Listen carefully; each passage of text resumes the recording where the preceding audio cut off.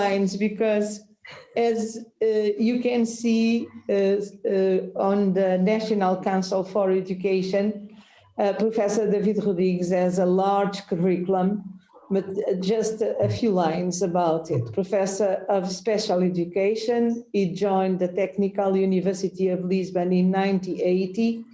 He received his doctorate in 1987 with a thesis on children with cerebral palsy and obtained the title of Aggregate Professor at the same university.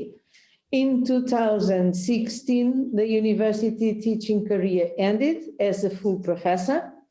He is now doing other projects, not giving classes at a university, even if he went through almost all the world giving classes in universities in different countries. He is now president of Pro Inclusão, the National Association of Teachers of Special Education, which is member of the European Network on Inclusive Education and Disability. He is director of the magazine Educação Inclusiva, Inclusive Education. He is a member of the advisory board of the Portuguese Society of Educational Sciences, and since June 2015, he has been the National Counselor for Education. Okay. Professor, the floor is yours now. Okay, thank you very much. Very much. Are you seeing me and hearing me? Yes, but oh, man. I think you have to share your screen, isn't it? Yeah, but, okay. But are you able? Okay, here I am. Yeah, okay, of course. This is a miracle. How can I be in my house and talking to you all over the world? This is a miracle, really. Yeah, it's amazing. I hope you are all well and safe.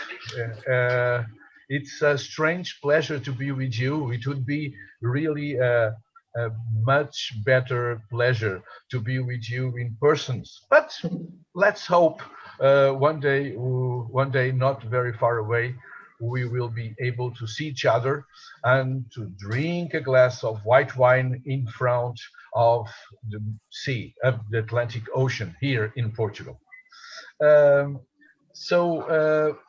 Thank you very much for this invitation to be part of your meeting of stairs. Inclusion is really stairs. Yes, and I hope we are climbing and not going down the stairs. We are climbing inclusion. And so I'd like to thank you for your invitation, especially to Anna and Antonio Teodoro.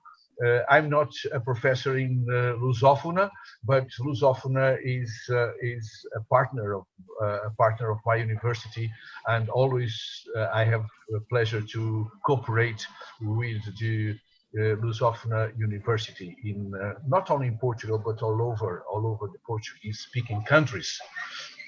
And so I will use my 40 minutes. I think I have 40 minutes just to talk to you very briefly about 3 points I would like to share with you. I made the option not to use a PowerPoint, not because I think I am so brilliant speaking, but because I would like to share with you some opinions and more in a ambience of debate. And so I would like to share you these ideas about 3 points. The first point would be about always the concept of inclusion. The second would be about the Portuguese system of inclusive education. And the third point is more related with the title of my presentation, Building the Airplane While Flying. So don't lose next episode and follow me on these 3 points. First of all, I have, of course, the feeling that I'm talking to specialists, to my colleagues.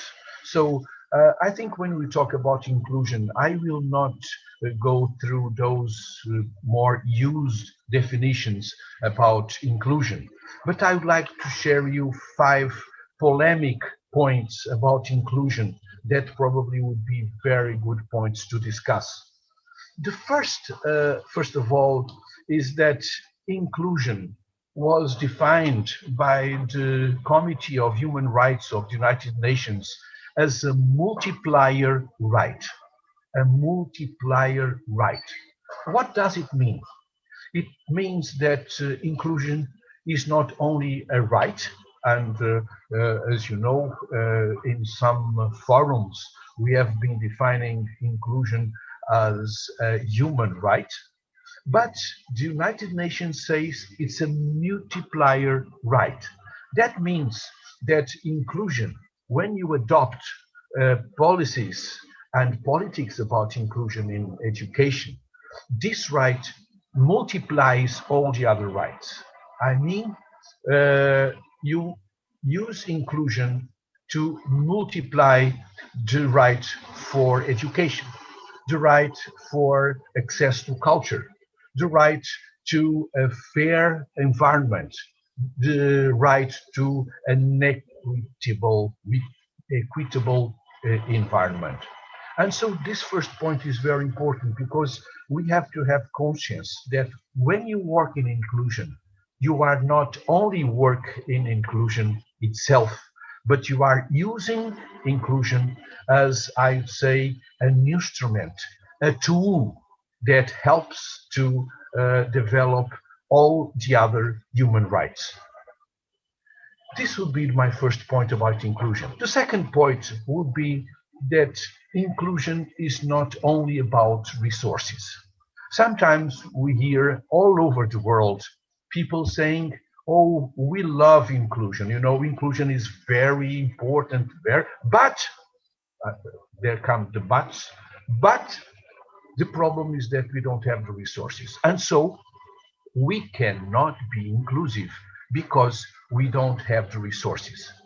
I don't think this is a very reasonable statement because really we are inclusive or we are not inclusive.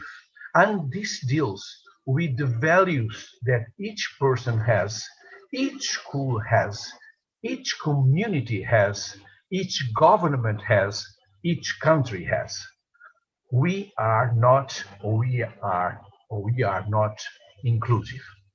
You will never hear me saying that resources are not important. Of course, they are so important. We need resources.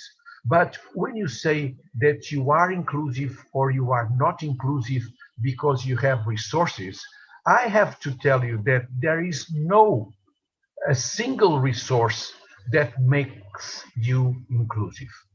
And so we have to be inclusive in order to find resources, but are not resources that make us inclusive.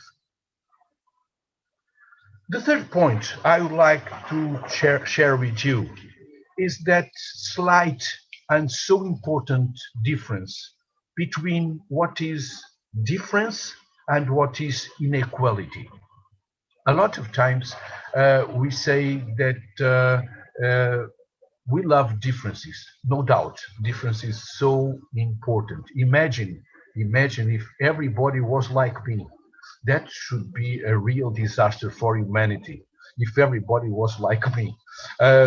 Happily, we are so different from each other. And difference is a value, no doubt. I would say this is a rule. Difference is a value. But inequality is a problem. Inequality is a problem because that makes a difference among us.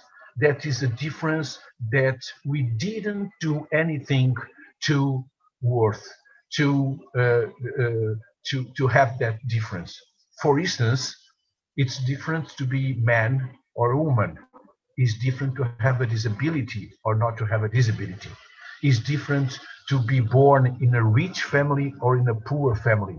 But this is not only deals with difference, it deals with inequality. And so I would say that inclusion works with differences in order to prevent, to diminish inequalities. The fourth point I would like to share with you is that inclusion is a whole school approach value. This is very common to say, is a whole school approach value. Um, in a document of UNESCO, it said that all means all. And in the Incheon Declaration, it's written, each student matters and matters equally.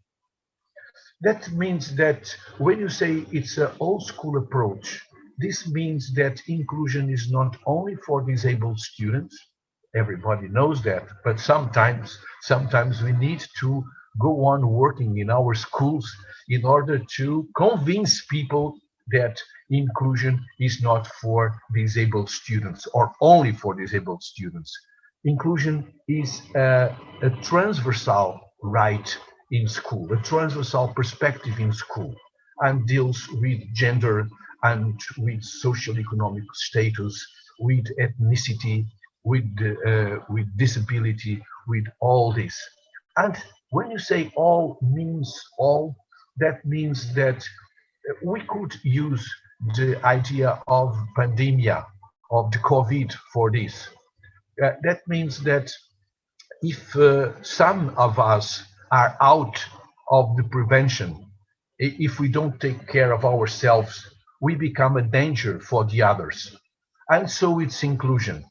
Inclusion means if you leave someone out of inclusion, this is dangerous because probably all the others will suffer if you don't follow these rules, this perspective, this equality that inclusion carries with it.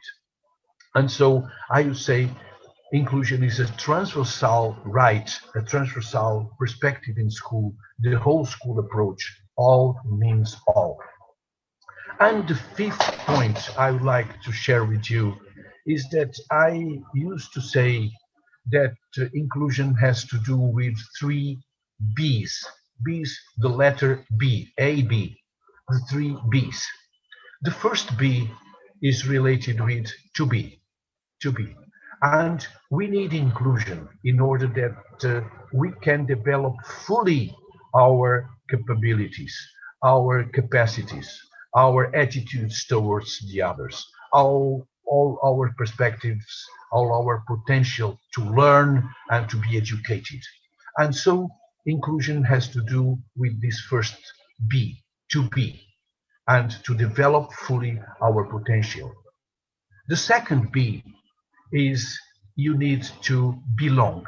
Inclusion deals with the possibility to belong to a class, to belong to a school, to belong to a community. I mean that you not only belong, but you feel you belong to that community. And this should be really an objective, a quest for all the schools. All the students feel that they belong to this school.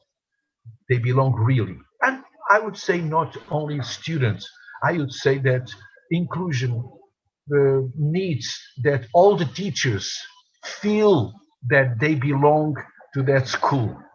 All the parents feel that they belong to that school. All the staff thinks and feels belongs to that school. And so the second B is to belong. And the third B is to become. To become. I mean, inclusion. Inclusion has this I would say hidden agenda that everybody is able to become more than what he was expected in a traditional situation. And so to become means that you are able to develop and to be included in and participate in a democratic society, in a society that values all the participations all the persons, all the perspectives, all the thinking about those societies. And so I would say, and this is my fifth point, that inclusion has to do with these three B's: to be, to belong, and to become. And so these are, let us say, 5 points to start with. I would like to share with you as my colleagues and, of course, experts in inclusion, not only those traditional definitions of inclusion, but probably some points to discuss and to stimulate our thoughts about inclusion. My second point is to present you what we are doing in Portugal about inclusion. I shared in the chat with you a link that says Portugal, a small country taking big steps. And I was recently in a symposium of UNESCO, and UNESCO highlighted Portugal as a good example of policies about inclusion. And so I would like to share with you some of the organization we have been doing in Portugal about inclusion.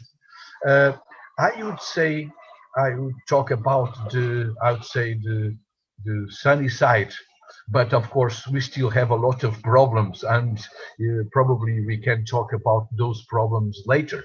But what I will show you is the organization.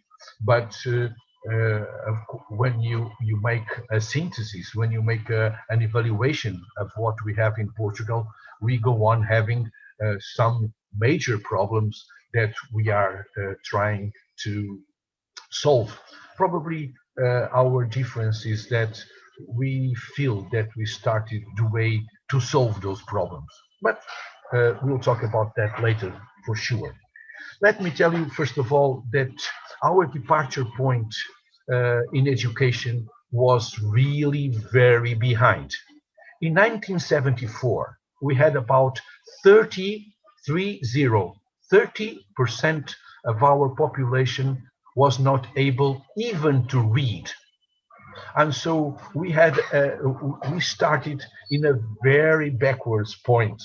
But as some of you know, we had a revolution in 74 in Portugal. And since then, it was a democratic revolution. It was one of a strange revolution because it was the armed forces, the militaries, the armed forces that took the power and gave it back to society.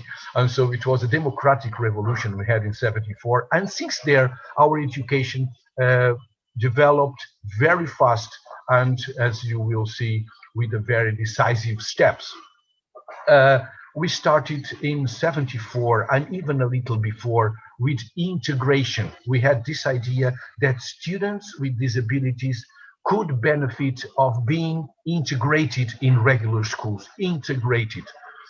As in all the countries, we started with sensorial handicaps, with blind and deaf.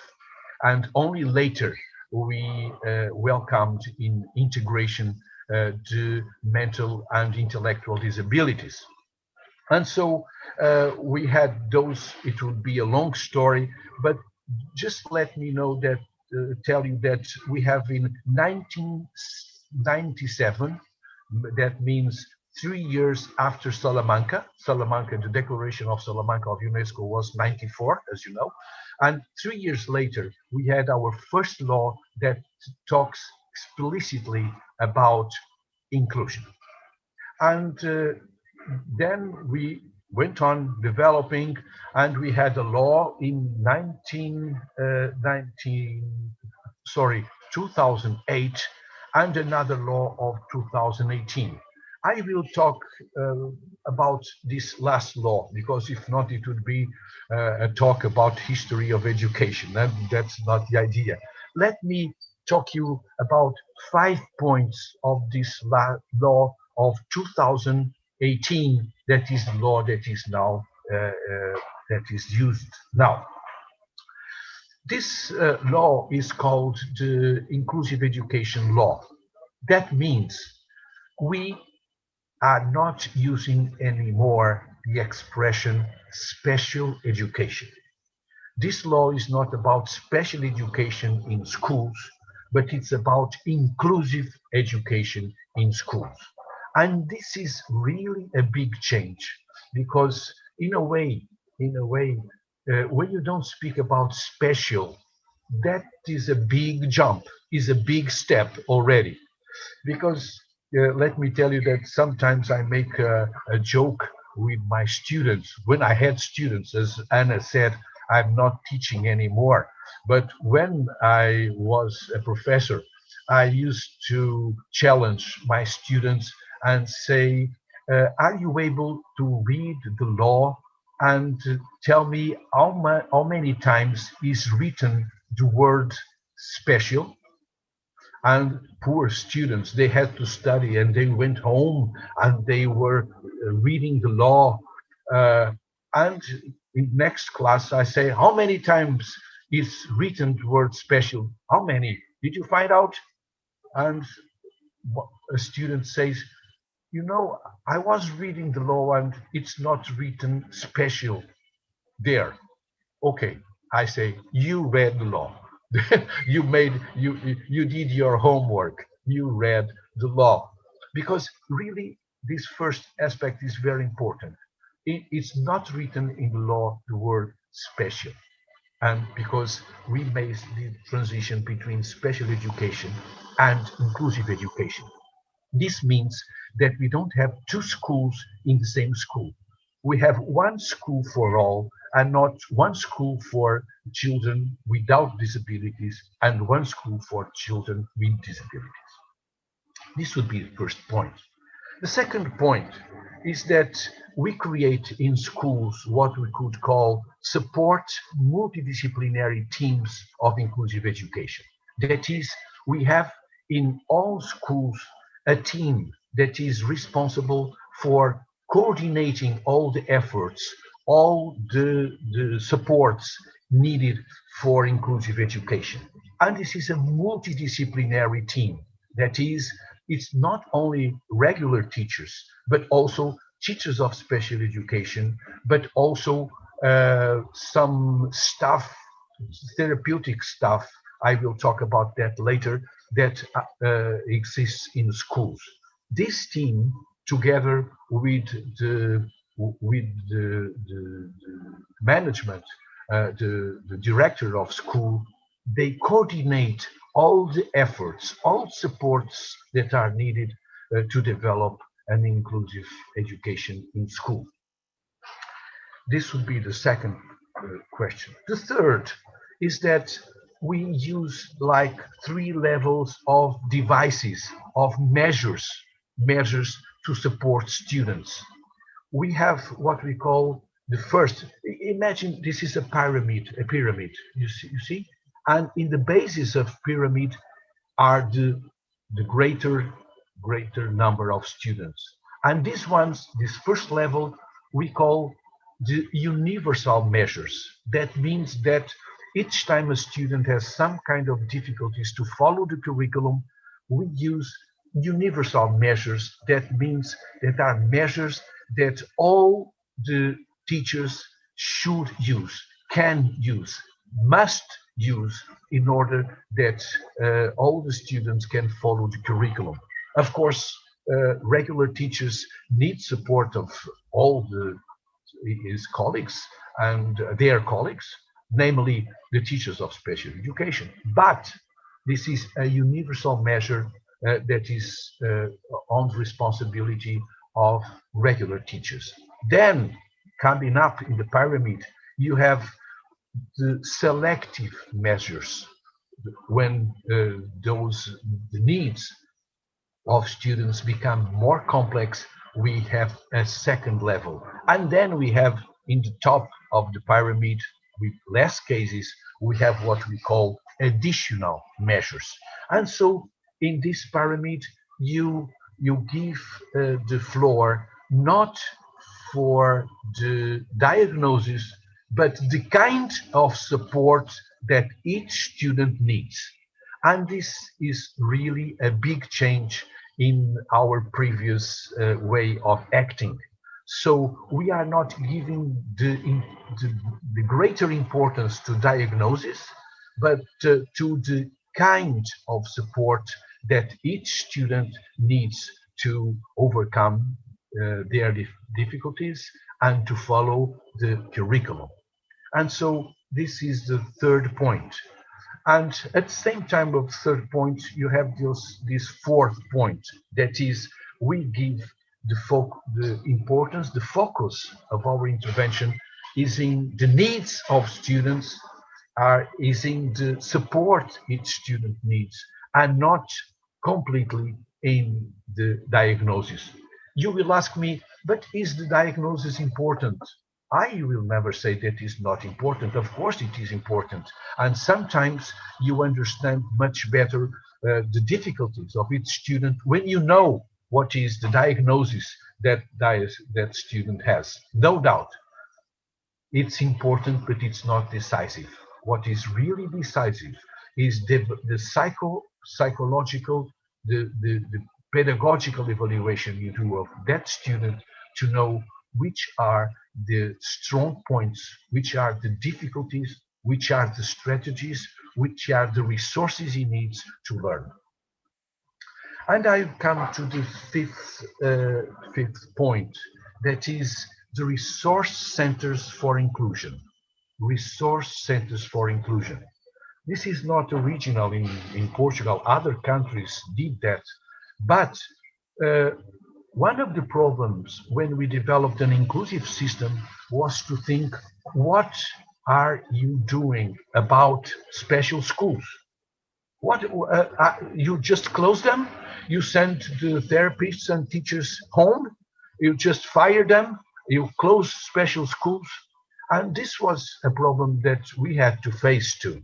And what we decided to do is that there was a competence, there was resources in those special schools that you had to use in inclusion. And so we changed these special schools in resource centers for inclusion. That is, all the therapists, all the teachers, all the staff that work in special schools gives support to inclusion in regular schools. And let me stress this part, gives support in regular schools. Because sometimes in some countries, you have those centers, so those resource centers, but students go to those resource centers to have some support for their problems. In Portugal is the way around. Are the technicians, is the staff of those former special schools that come to regular school. And this is very important because only this way we believe this is a resource for inclusion. If we have those resources in the regular school and not the students that go to the former special education schools. And so I would highlight those 5 points about our law of 2018. Anna, do you want to speak? No, David, go ahead. I'm sorry. I'm organizing the works here. I understand. I did that once in my life. A couple of times in my life. I know the stress. Okay, so, let me go on about the Portuguese experience, the law of 2018, and these 5 points. Let me repeat, not related with special education, but inclusive education, support multidisciplinary teams in each school, the 3 kinds of devices of measures, universal, selective, and additional, the focus on support and not in diagnosis, and finally, these resource centers for inclusion. And so let me give you, before going to the next point, some numbers. I love numbers. In Portugal, 98% of students with disabilities are educated in regular schools. 98% of our students with disabilities are educated in regular schools. In regular schools, we have 7,500 teachers of special education. 7,500 teachers of special education. Some people tell us, why don't you change the name of those teachers? Because if you don't have special education, why do you have teachers of special education? Why do you have teachers of special education? Of course, this is a good discussion. But let me tell you, these teachers are not teachers of inclusion. Teachers of inclusion are all the teachers.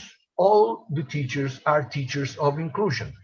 And those 7,500 teachers of special education are the teachers that support the teachers of inclusion to become more inclusive.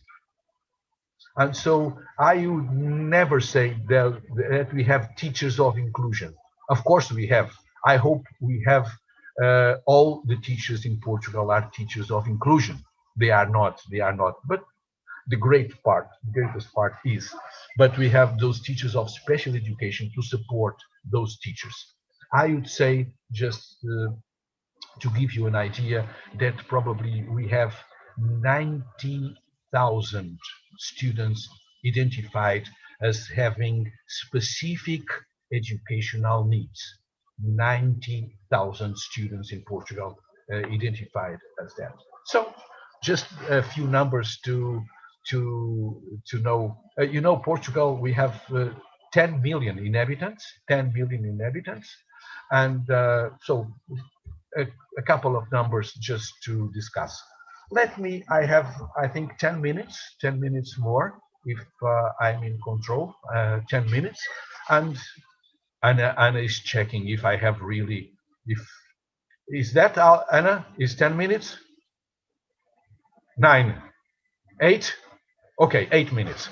Okay, so let me go to my last point, that is building the airplane while flying. Why this title?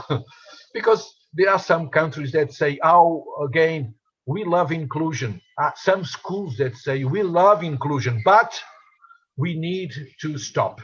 First, we have to prepare, and then we will be inclusive. This is not correct. You will never be ready for inclusion if you stop to be prepared for inclusion. It's like you have a tutorial in your computer to ride a bike, and you see that tutorial, but you will never be able to ride a bike if you are not on the bike. I mean, this is an idea. We have to prepare and then we'll be inclusive. No, we build inclusion while inclusion is happening. We build the airplane while it's flying. And I would like to leave you with 5 ideas that probably helped us and can help us all to build this aeroplane while we are flying. First of all, I would say that is so important to develop inclusive policies, to develop educational policies that can improve the quality of education for all. Let me give you an example. In Portugal, it was absolutely critical that we developed a school a full-time school for all students. I mean, we have 12 years of compulsory education, 12 years of compulsory education in Portugal. And all these students have a full-time school. And this is absolutely critical because when you need to support a student, it's very difficult that you find time, that you find space, that you find the opportunity to support that student if school is only 3 hours a day or 2 hours a day. So it was a big effort. As you know, we are not very rich in Portugal, but it was a big effort of our political education, policies of education to develop a full-time school. And so, first of all, it's very important that we can develop to strengthen in our countries the public school. Public school needs to be strengthened. And each time we give more resources, we give more teacher education, each time we give more conditions to the public school, in a way we are developing inclusion. In a way we are developing inclusion. Maybe we need, of course, to make some turning points, but it's very difficult if you can say, I will make inclusion in a very weak school, in a school that is not competent, in a school that is not confident about what this school can do for students. So I would say, first thing, I think it was important, decisive, critic to our development in Portugal was development of these public policies about education. The second question is the importance of flexibility of curriculum. I think it happens in your countries too, but in Portugal, all the time we are giving more things to the curriculum. Not, I think 2 years ago, the Association of Teachers of Math say it's impossible to give to students this curriculum because each time you put more things and more in curriculum. You expect to have Einsteins at 10 years old. 10 years old, everybody must be an Einstein. And so what we are using is that sometimes if you have this huge and this inflexible curriculum, inclusion cannot live with this. Inclusion cannot live with inflexibility of curriculum. And so we have at the same time, we have that inclusion law, we have a law about differentiation and flexibility. Each school in Portugal is able to manage 25% of its curriculum. I mean, 25% of the curriculum, the number of hours, the disciplines, the contents can be used by each school. And this is a major event. Third point is that we need teacher education, no doubt. We have so much to do about teacher education, not only initial education, but in-service education. In-service education is really important, especially because we need that in-service education can happen in schools, can happen in context. John Dewey, the great American educator, said, we don't learn by experience. We learn by the reflection we have about our experience. And so in-service education is important for this, to reflect about what you are doing, to think what you can do different, to evaluate the things you have done right and the things you have done wrong. And so in-service education. The fourth aspect is the importance of collaboration. Collaboration, from the Latin, con, labore, action. Action, to work together. Con, labore, action. Collaboration. It's not possible to develop inclusive education without collaboration in schools. You know why? Because no one of us is able to be inclusive alone. No one of us. And if everybody says, oh, in my school nobody is inclusive, but I am very inclusive, this person needs to change his glasses because he's not seeing correctly, because he's not being inclusive. He's just being folkloric, not inclusive. So we need this collaboration in school. con labore action. Everybody working together in terms of understanding and improving inclusion. The fifth and last point, it's the need of innovation. Inclusion is not a project of school. Sometimes we go to schools that say we have 5 projects, one is about robotics, and the other is about English language, and the other is about inclusion. This is wrong. Inclusion is not one more project of school. Inclusion is the fundamental value of education, is a fundamental value of education, and has to be, as I said before, transversal to all the school. Let me finish telling you that, again, that I believe that inclusion is a multiplier right, and we should not say that inclusion is optional, because human rights are not a matter of opinion. Human rights are not a matter of opinion. Human rights are the fundamentals of our living together and the fundamentals of our humanity. That's why I've been working in inclusion for so many years, and I can see that I have still so many way to go. Thank you very much, David. Always inspiring. And you are not using your poetry as well, isn't it? Not this time. You don't have time for that. David, among other things, is a great poet as well. It's now time to put your questions to David. Feel free, don't be shy. He is prepared to answer your questions or your remarks. May I be first one? Okay. Okay, hello everybody. Hello. Hello to Professor David.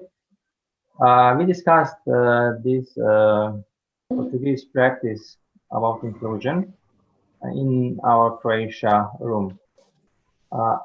I am a school counselor in one of school that we still call special school, but our law and our legislative do not recognize anymore regular or special schools. We are just educational institutions. We are wondering in which way do you include children with severe disabilities, with severe intellectual disabilities? Is it possible to create your classroom and your activities in this way so they can participate? I have example where we have students with urinary catheter and sorry, I didn't understand. With urinary catheter. Okay. With motor disabilities. He's on his wheelchair and he had a nasogastric tube for feeding.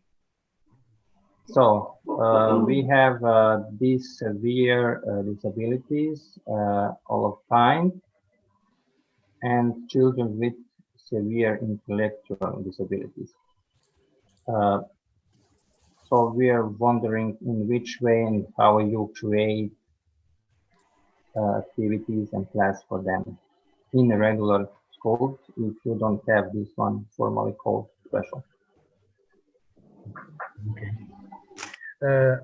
Anna, should I answer immediately, or do you want to put all the questions together and I answer in the end? I think you should answer immediately. Immediately. Okay. Yes. Okay. Thank you very much. You said we have those cases. We have it too. We have those cases with multiple disabilities, with severe mental handicap, and with the conditions of health complex. And let me first of all say something. When you talk about inclusion, these are a very small number, and the people of inclusion, we have to be very careful, because sometimes people that are not very inclusive use those examples to say that inclusion is impossible, because when you have 10,000 students, there are 50 students that can do it. And what about those 950 students? So first of all, let's have this idea. The cases you mentioned are a minority of cases. Again, I use the pyramid and I use it again. For instance, when you talk about mental retardation or mental disability or intellectual disability, the largest number of cases are mild cases. Then you have medium cases, and then you have severe cases. So the great majority of people with intellectual disabilities are mild cases.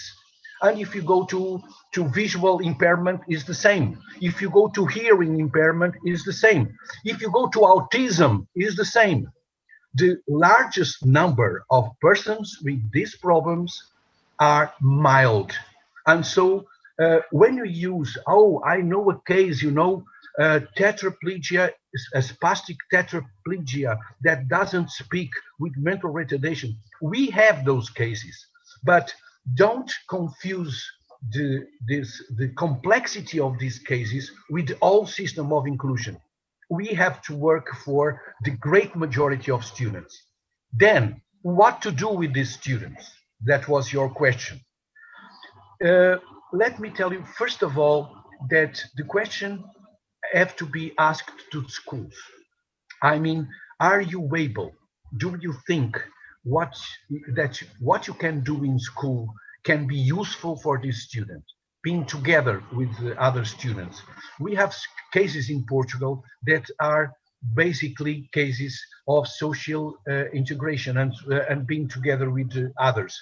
And this is amazing, because suddenly as a child with multiple difficulties, when he has his birthday, he has 5 colleagues of the class that go to his birthday.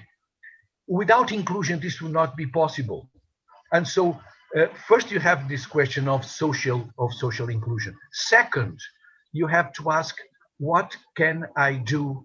What can I do in order to support education and learning of these students? It cannot be with others.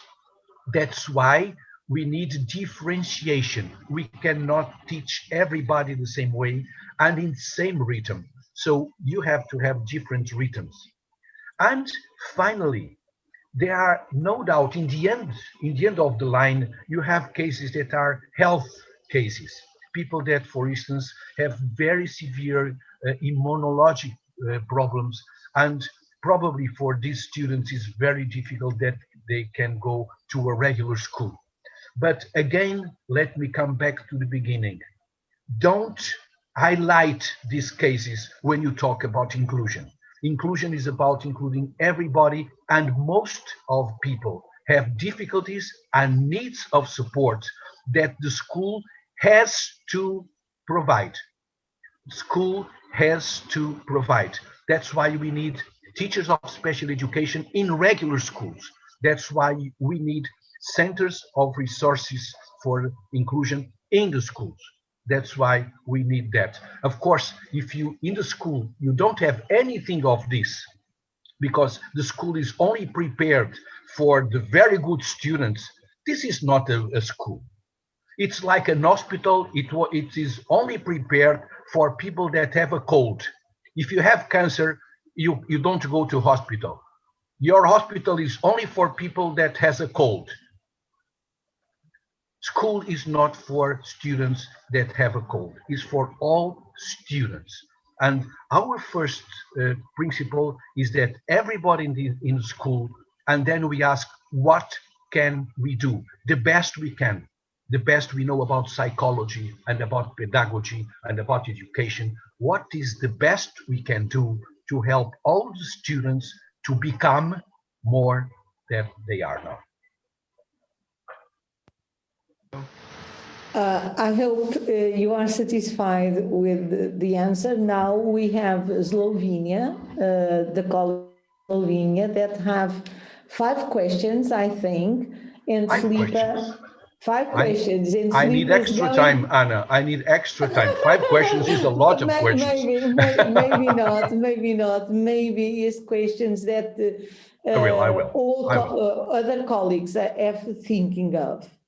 And That's we come why I after wrote that. them down. Felipe is sharing the screen with the questions to make it easier. Is it better if you write the questions in the chat? Both. Yeah, it's okay. It's okay. Sim, mas ele não está a querer para compartilhar, não sei porquê. Mas porquê? Não sei. Mas está no chat. Sim, as perguntas já lá estão. As perguntas estão no chat. Ele não está a querer compartilhar, não sei porquê. Bem, vou pôr no chat, está bem? Já lá estão. Eu sei, mas... You want me to see the chat? David, if you don't mind, check the chat Again. I know. You have the questions there, please. Okay. Let me see. I have already your questions.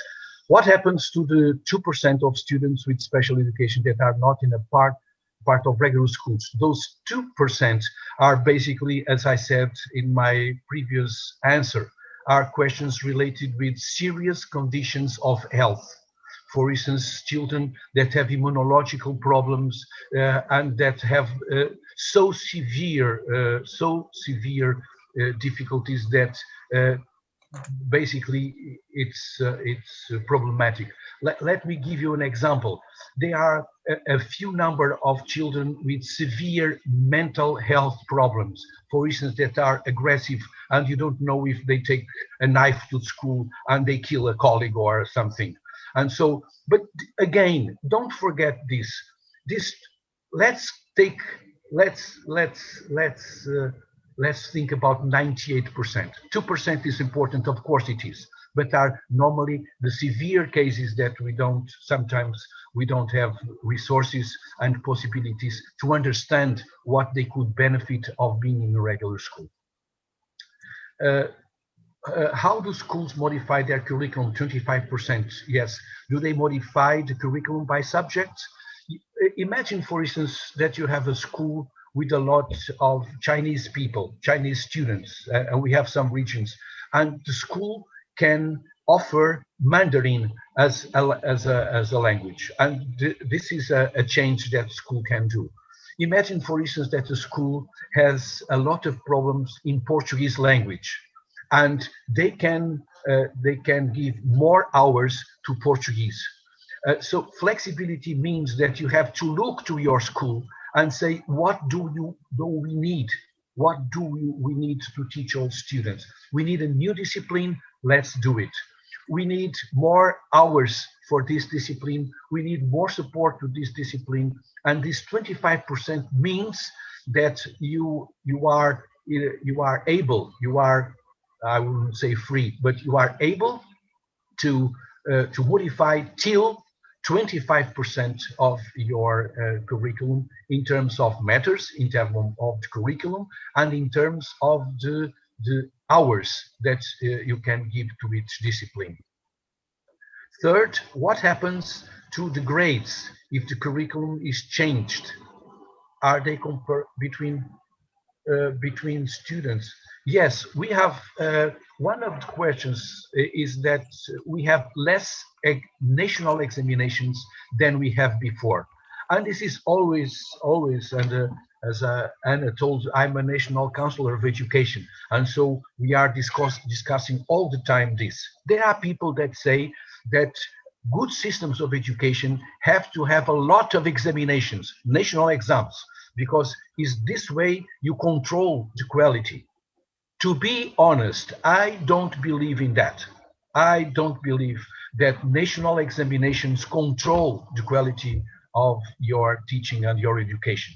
The best way to control this quality is about evaluations that you do in internal evaluations of school and external evaluations of the school, but not in a national level. We used to say that if you use a lot of the times the thermometer, your fever don't go down. I mean, if you are sick and if you are always with the thermometer under your arm, your fever don't go away. So it's not because you have a lot of examinations that your education is better. There is not this relationship. Of course, all the administrations of education like examinations because they like to compare with teams and with PISA and so on. But we are educators. We are educators. We are experts, and we don't have to believe in all the things that politicians want.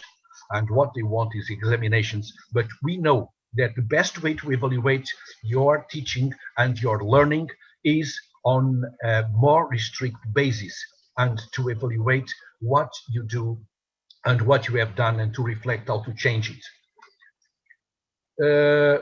Do they modify the curriculum for each student? Not for each student. Of course, most of students follow the regular curriculum. Some of them need some changes, but I would say that the majority of students follow a core curriculum.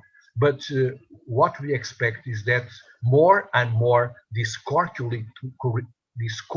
curriculum is modified too for each one of the students. What happens to the graded curriculum? The same. Now, how in practice do you get teachers to accept inclusion? This is $1 million question, $1 million question. Okay. I used to. This would be another conference. It's very interesting because, first of all, most of us, we were not educated in an inclusion perspective. So we have to change, and change is a hell. It's really difficult to change because it's much more comfortable to stay as we are, as it was, and so on. And so it's a big change for regular teachers. But let me tell you that one of the things that can change more the attitudes and your practices is if you are compromised in a process that you see it's working.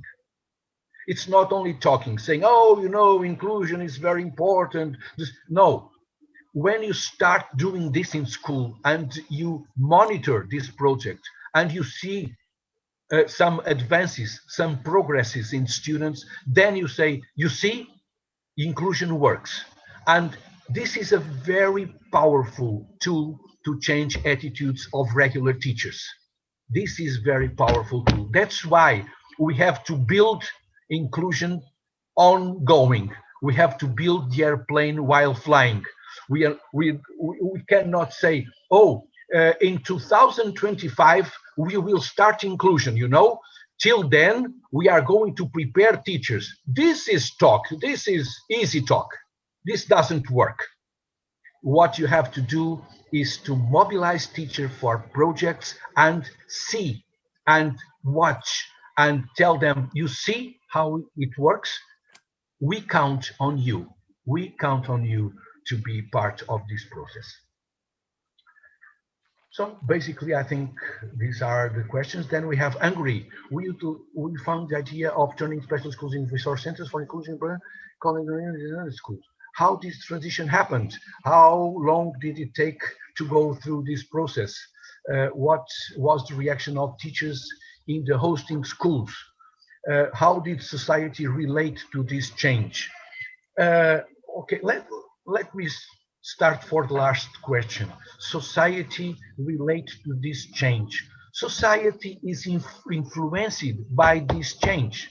I mean, if you go on and if you expect what society thinks about inclusion, you will never be inclusive in your life because we live in a society that is not inclusive. So we have to be proactive. We have to be affirmative in schools and start and develop, reinforce this system of inclusion. You are not expecting. Let me tell you. Once I was in a school, and they had very, very bad policies about inclusion, and I said, "Why are you not doing better? Why are you not doing more about inclusion?" And they said, it's because we know that society is not ready. And I said, why society is not ready? Because you are not doing your work. Because you are not doing your work. If you are doing your work, you start the change in society.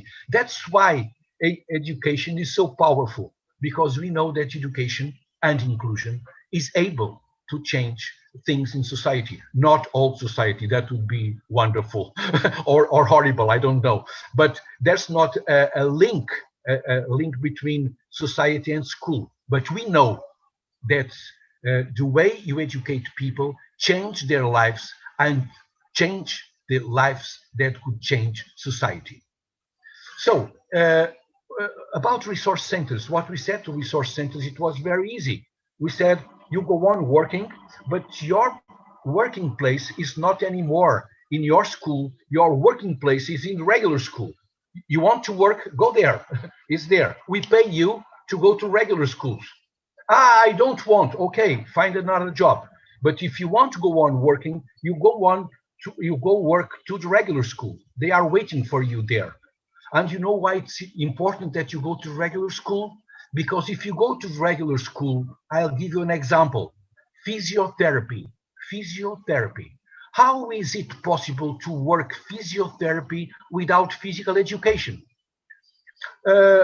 Speech therapy. How is it possible to work speech therapy without the teacher of Portuguese or the teacher of theater or drama? You see, that's why it's so important that are not the students that go to the center, but it's the center that comes to school. This is, believe me, this is very important, because this gives the message that the school is where education happens, not in the center, is in school. And so that was our process. Okay, let me see. Glenn has a question. Glenn, go ahead. How is talent managed? How is talent management? Is the same way supported? I don't understand what is talent management. I mean, it's vocational options. What do you mean for talent management implemented? I don't understand. It's the other end of the scale. So the very talented yes. How they get. I understand. Thank you. Gifted education for gifted students. Yeah. For instance, in Brazil, it's a special category of you have disabled and gifted, and they are, let's say, in the same processes of special education. But we don't have specific programs for gifted. Really, we hope that if we are really differentiated and flexible, we can answer to their questions. Most of the times, gifted students are not well understood, because, for instance, if you are gifted in math, you think that they are gifted in everything, and they are not gifted in everything. It's only in math. And sometimes those students have emotional problems that you have to deal, because they have a different development. So what we expect is that the school can be flexible enough, differentiated enough, in order to answer to the needs, if they are up or if they are down in terms of that media, that idea. Yes, thank you. What other measures support the implementation of new? Other measures support the implementation of the new inclusive law. I mentioned 5, but I would say basically we have support centers for inclusion. I mean, some of the students in schools, imagine that you have, for instance, 7 students with mental disability in schools, and not mild cases already a little more serious. And the school decides it's very difficult that these students can be all the time in regular classes.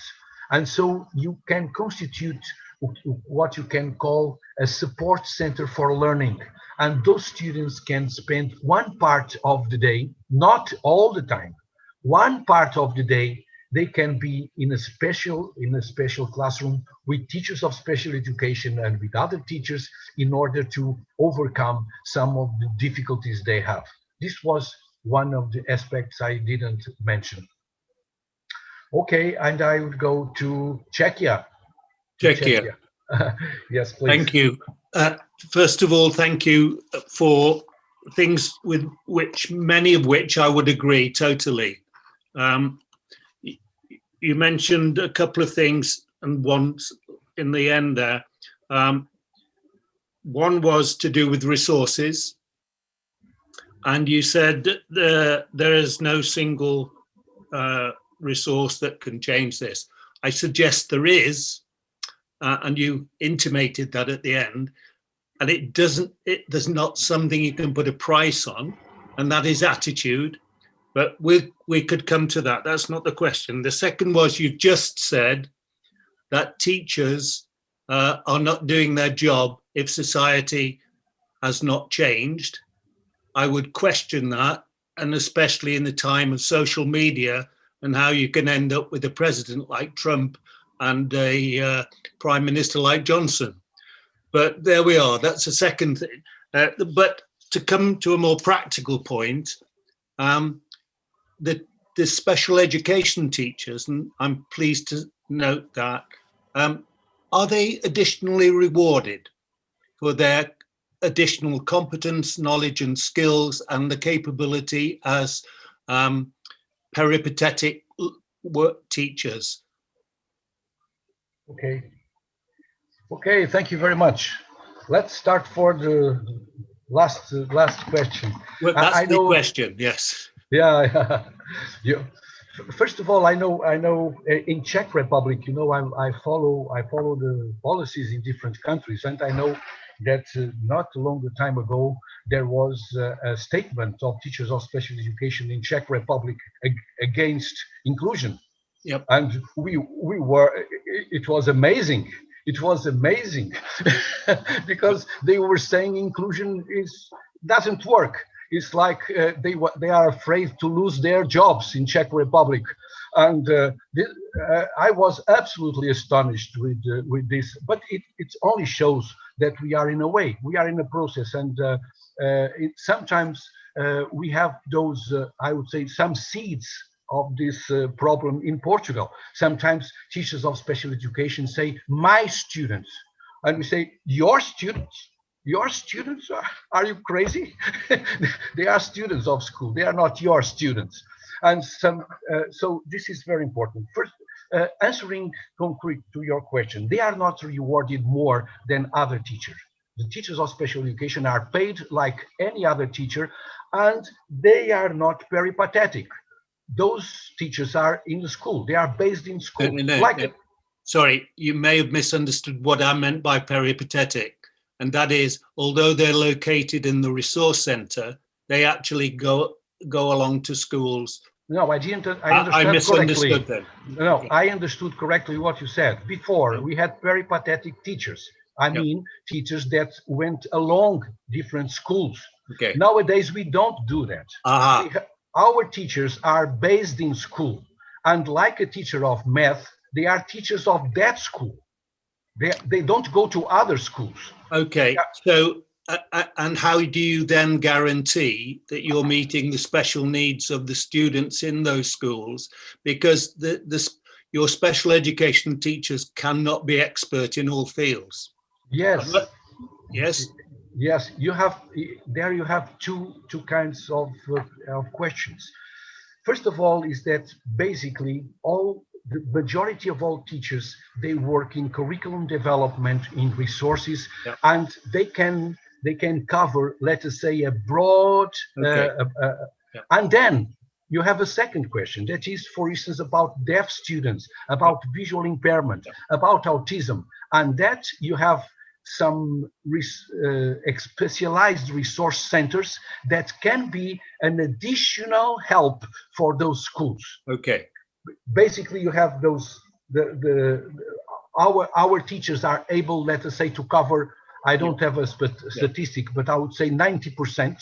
And the 10% that have more complex and more specific needs, they are covered by specialized teachers that exist in other centers. Okay. Thank you for that clarification. Yeah. About your questions, when you said there's one resource that doesn't cost money, that is attitude. No, I said that you cannot cost it easily. No, of course, but of course we need my point was exactly that. Yeah. It is that you have the attitude. I mean, if you have the value, Exactly. of inclusion, all the resources can be possible. I mean, you look for resources, because sometimes you hear so many people saying, "I'd like to be inclusive, but I don't have the resources." And I said, "But are you really inclusive? Because there's no resource that can make you inclusive. But if you are inclusive, you can find resources." Exactly. And that was the point. Teachers that are not, about the question, teachers are not doing the work. Of course, what I said was a little, how to say it, rhetoric. What I said was a little rhetoric. But what I wanted is to make my point that you cannot organize the school according to the values of society where you are. For instance, I imagine that you mentioned Mr. Trump, the President of the United States. I would be terrified if all schools in the United States follow the ideas of Mr. Trump. I hope that they have a resistance and they have an alternative perspective about those horrible ideas of that man. And so what I expect is that school can have, this was developed by Pierre Bourdieu, the French sociologist. He developed the idea of relative autonomy of education, relative autonomy. That means that you cannot say that schools are exactly like societies they are. No. Schools have a certain autonomy, and there is this autonomy I'm claiming for education. We have to have this autonomy in terms that we can be an alternative to societies where you live. Thank you for the clarification. If you don't have any more questions. There's there's one yellow hand here. Adele is clapping the hands. Clapping, okay. So I think it's time to make a break for lunch. Thank you, David, a lot, but I think you performed as I expected. You have a high you have that expectation about me. Okay, I had. It's not the first time that we are together. So, Anna, let me just say goodbye to people and say it was a pleasure. And let me tell you that there's only one way to be a teacher and to work in education, is to have emotion and to be enthusiastic. I don't believe in educators that for them, it depends. I don't believe that. If we are in education, we have to have emotion and we have to have soul. And so I hope you keep your soul, and that together we can build something better than the things we have now. Okay, enjoy, and maybe if you come to Portugal, we can meet. I'll be very glad to show you Portuguese schools because I'm the president of the National Association of Teachers of Special Education. I'll be very glad to show you around if you come here. Okay, bye-bye, take care, wash your hands, and don't keep social distance, only physical distance. Social, no. Be together. Okay. So bye-bye. Thank you a lot, David. Bye-bye. See you. Bye-bye.